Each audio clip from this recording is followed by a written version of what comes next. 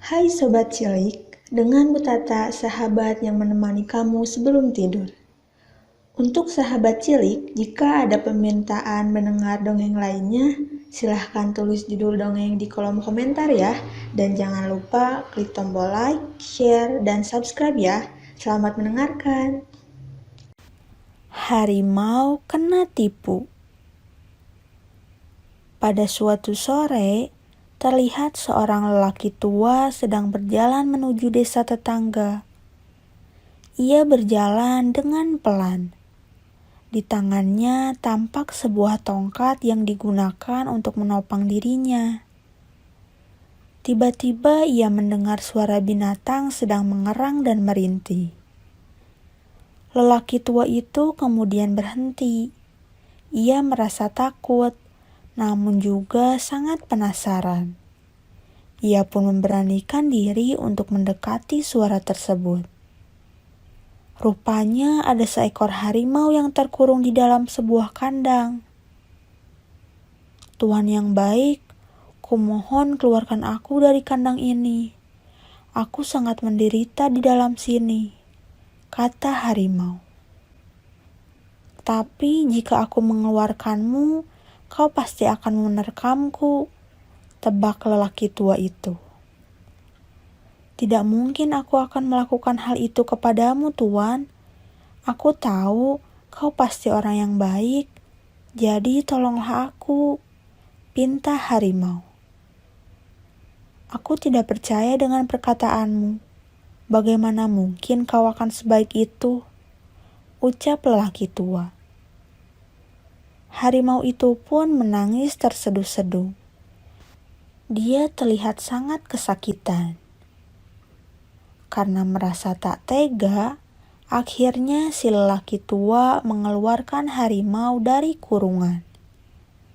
Saat harimau sudah keluar, tiba-tiba harimau itu malah menerkam lelaki tua tersebut. "Tolong, tolong!" seru lelaki tua itu. Tiba-tiba datanglah seekor serigala. Ia menanyakan apa yang terjadi. Lelaki tua pun menceritakan semuanya. Serigala itu mulai berpikir bagaimana cara menolong lelaki tua tersebut.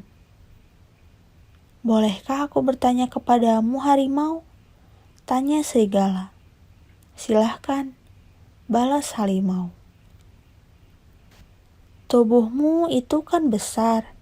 Lantas bagaimana caranya kau bisa masuk ke dalam kandang ini? Aku ingin tahu caranya," kata serigala. Tanpa merasa curiga, harimau langsung melompat ke dalam kandang. Serigala pun bergegas menghampiri kandang dan menguncinya. "Semoga harimu menyenangkan," ucap serigala kepada harimau seraya berjalan pergi bersama si lelaki tua dengan gembira. Pesan moral dari dongeng ini adalah, jadilah anak yang pintar, agar tak mudah dibodohi orang lain.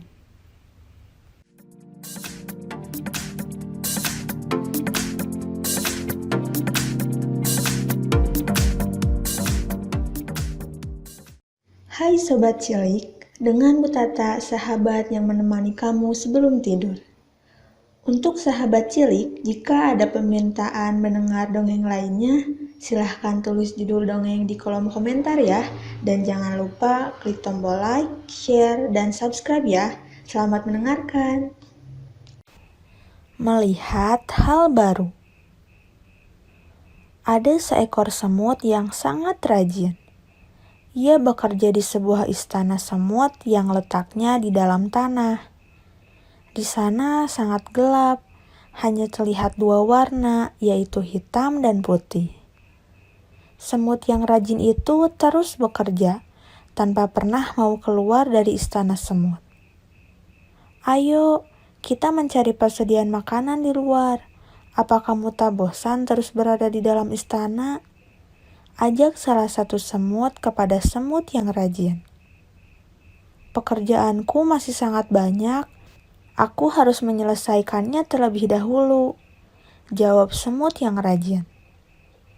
Mendengar jawaban itu, teman semut pun pergi meninggalkan semut yang rajin. Semut yang rajin memang hanya menghabiskan waktunya untuk bekerja. Pagi-pagi sekali ia bangun tidur, mandi, lalu bekerja. Sore hari ia kembali ke kamar, begitu terus setiap hari. Ketika semut-semut pencari persediaan makanan telah kembali, semut yang rajin masih bekerja. Mereka tampak gembira. Semua semut yang baru kembali setelah mencari persediaan makanan selalu pulang dengan senyuman. Aroma embun pagi ini sangat segar, apalagi yang ada di pucuk daun hijau, ucap salah satu semut. Sayang, hari sudah sore. Kalau belum sore, aku pasti masih ingin berada di luar, balas semut yang lain. Tapi langit sore juga sangat indah, warnanya jingga, sahut semut lainnya. Apa yang kalian bicarakan? Daun hijau, langit jingga, apakah di luar sana seindah itu?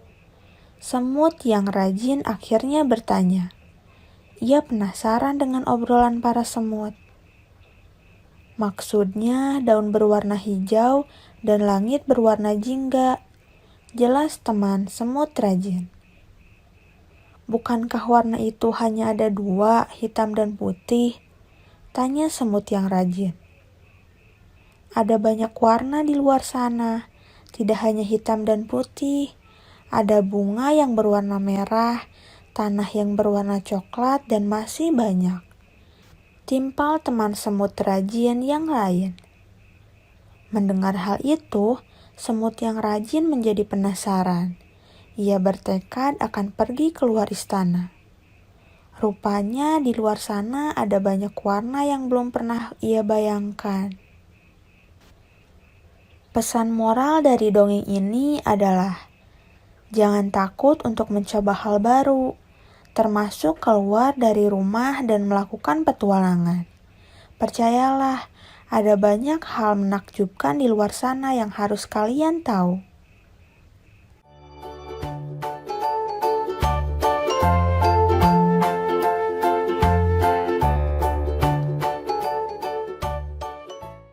Hai Sobat Cilik, dengan Bu Tata, sahabat yang menemani kamu sebelum tidur.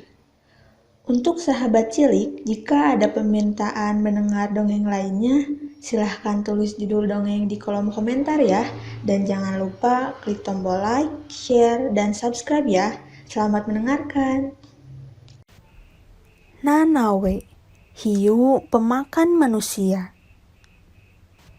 Dahulu kala, anak-anak Hawaii suka berenang di sebuah pantai di Haleakala. Pantai itu bersih dan ombaknya tidak besar, jadi tidak berbahaya bagi anak-anak. Dari desa mereka menuju pantai itu, anak-anak harus melewati sebuah rumah kecil di dekat hutan bakau. Penghuni rumah itu adalah seorang laki-laki aneh yang hidup menyendiri. Namanya Nanawe. Tubuhnya selalu ditutup sebuah jubah panjang. Raut mukanya selalu menyeringai sinis jika ada orang yang lewat. Suatu hari, Nanawe bertanya kepada sekelompok anak yang hendak berenang di pantai. Mau kemana kalian? Tanya si laki-laki aneh dengan suara yang mengerikan. Kami mau berenang, jawab anak-anak ketakutan. Laki-laki itu lalu meramalkan bahwa hari itu akan ada anak yang mati terapung di laut dengan kaki yang putus. Walaupun ketakutan, mereka tetap pergi.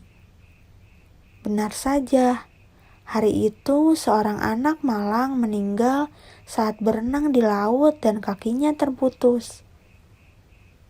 Begitulah, sejak hari itu Nanawe selalu meramalkan bahwa akan ada anak yang mati setiap mereka berenang di laut.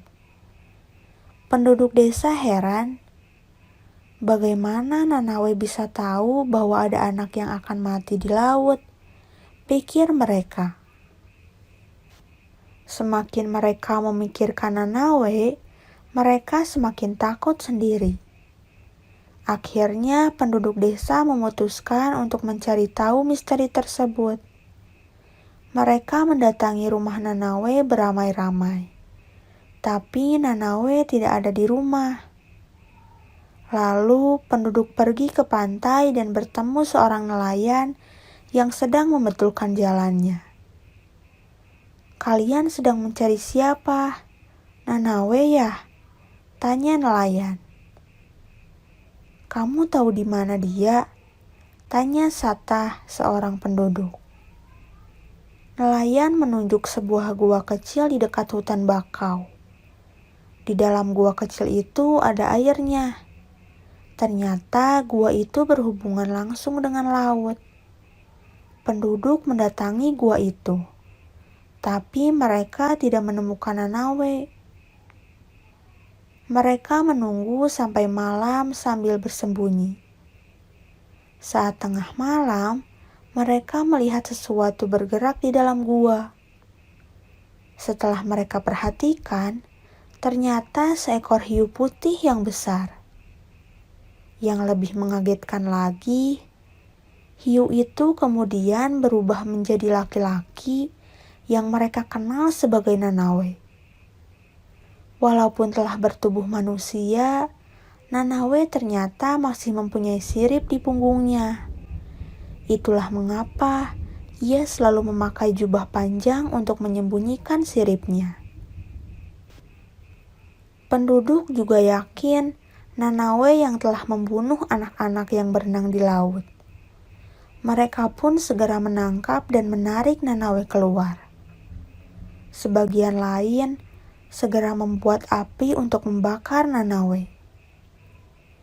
Nanawe yang terancam jiwanya mencoba melepaskan diri, tapi penduduk dengan kuat menghalanginya.